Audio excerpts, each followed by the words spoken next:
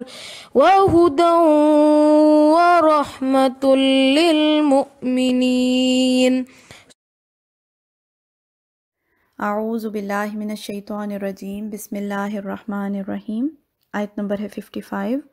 اذ قال اللہ، جب فرمایا اللہ نے، یا عیسیٰ، اے عیسیٰ، انی متوفیکا، بے شک میں پورا پورا لینے والا ہوں تجھ کو، ورافعک الیہ، اور اٹھا لینے والا ہوں تجھ کو اپنی طرف۔ تو اللہ تعالیٰ نے حضرت عیسیٰ علیہ السلام کو معجزاتی طور پر اوپر اٹھا لیا،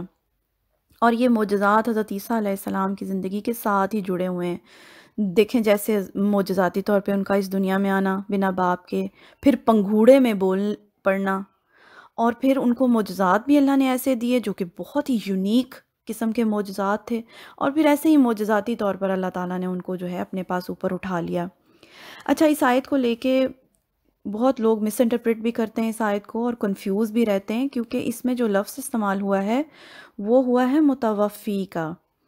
جس کا ایک معنی فوت کرنا بھی ہے۔ تو اس لفظ کو اس معنوں میں لے کے کہ فوت کرنے کا معنی لے کے وہ لوگ جو ہے وہ کنفیوز رہتے ہیں، حالانکہ عربی زبان میں ایک لفظ کے کئی معنی ہیں۔ جیسے اس متوفی کا مطلب نیند بھی ہے، متوفی کا مطلب فوت ہونا بھی ہے۔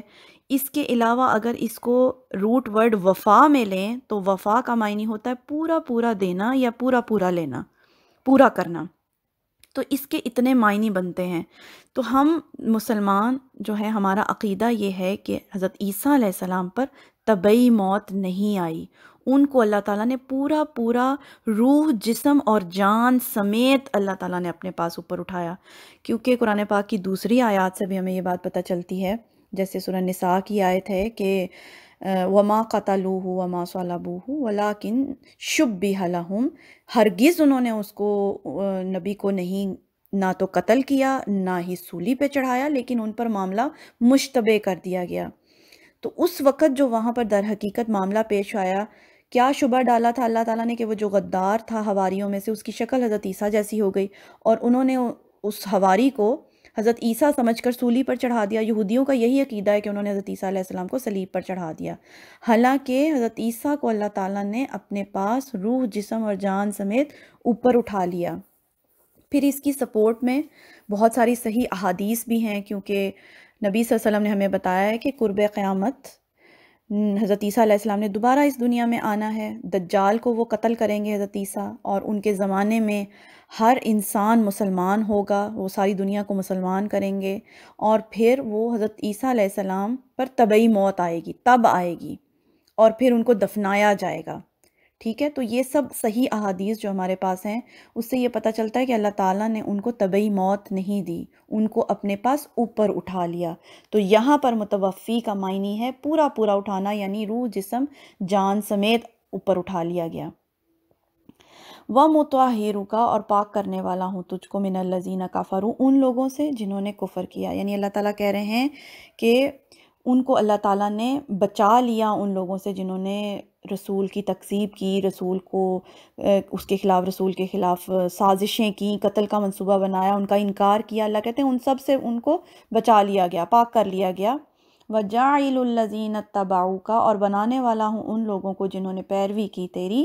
فَوْقَ الَّذِينَ كَفَرُوا، اوپر ان لوگوں کے جنہوں نے کفر کیا، إِلَى يَوْمِ الْقِيَامَةِ، قیامت کے دن تک، یعنی وہ لوگ جو حضرت عیسیٰ علیہ السلام کو رسول ماننے والے تھے، وہ قیامت تک ان لوگوں کے اوپر ڈومینیٹ کرتے رہیں گے جنہوں نے ان کا انکار کر دیا تھا۔ اور یہ چیز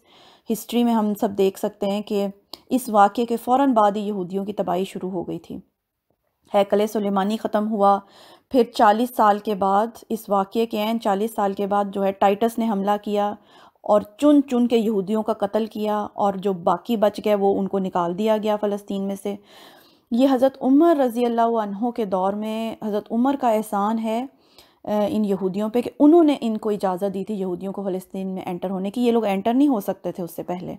تو حضرت عمر نے کہا تھا کہ چونکہ یہ ہولی پلیس ہے، یہودیوں کی بھی، عیسائیوں کی بھی، مسلمانوں کی بھی، تو سب یہاں پر عبادت کر سکتے ہیں، تو صرف عبادت کرنے آنے کی ان کو اجازت دی تھی حضرت عمر نے۔